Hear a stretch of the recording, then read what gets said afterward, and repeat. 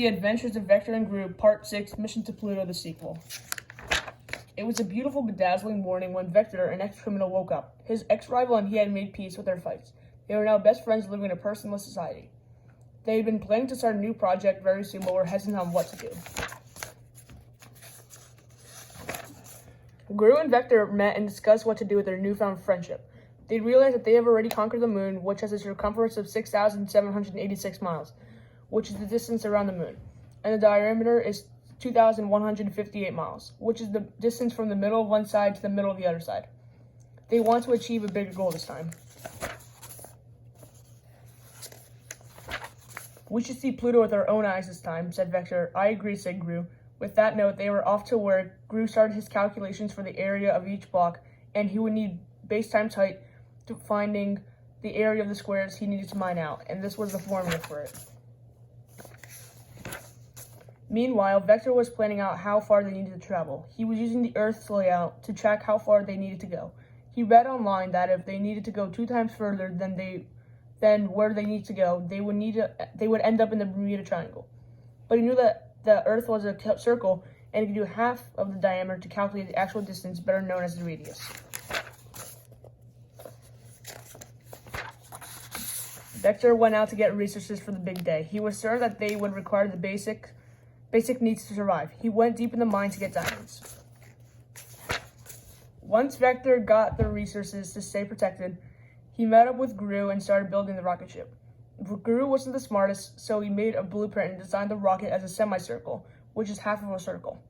Vector told him that this was not a very smart idea, and he started making the blueprints himself.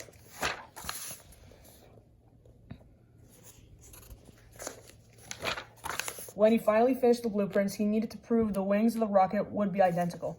He made 2 of the angles at exactly 55 degrees, and so through angle similar, he knew they were the same.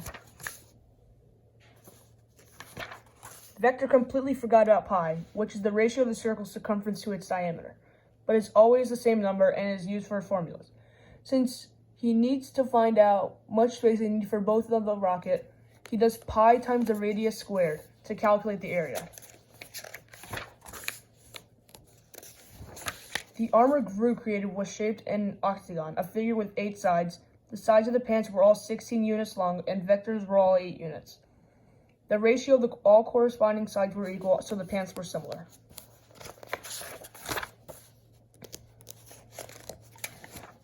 During this time, Vector was planning the engine of the rocket. The wings of the ship were already similar, so he knew that the corresponding angles of the similar triangles were congruent and had a 70-degree area to put the engines, which was perfect, and they were off to Pluto.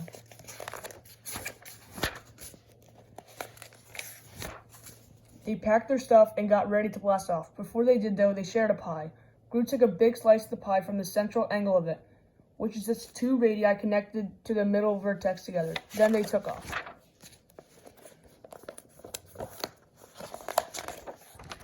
They were now hovering over an unknown entity.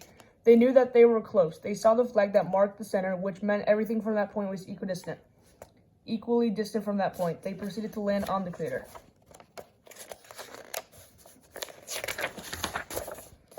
They saw a black line dividing the place, which formed a major arc, which is greater than a semicircle, which means it is greater than 180 degrees.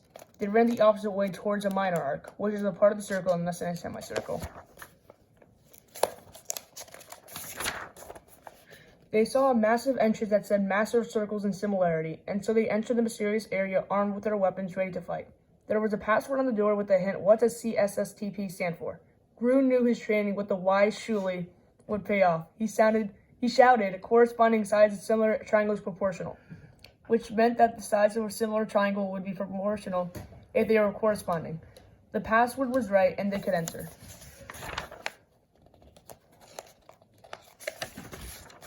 They got in and were greeted by a dog. He introduced himself as Pluto the dog, and he was very friendly. Vector and Groot realized that Pluto was blown to smithereens seconds ago, and that they had just seen Pluto for the first time. The 3 became best friends and lived happily ever after.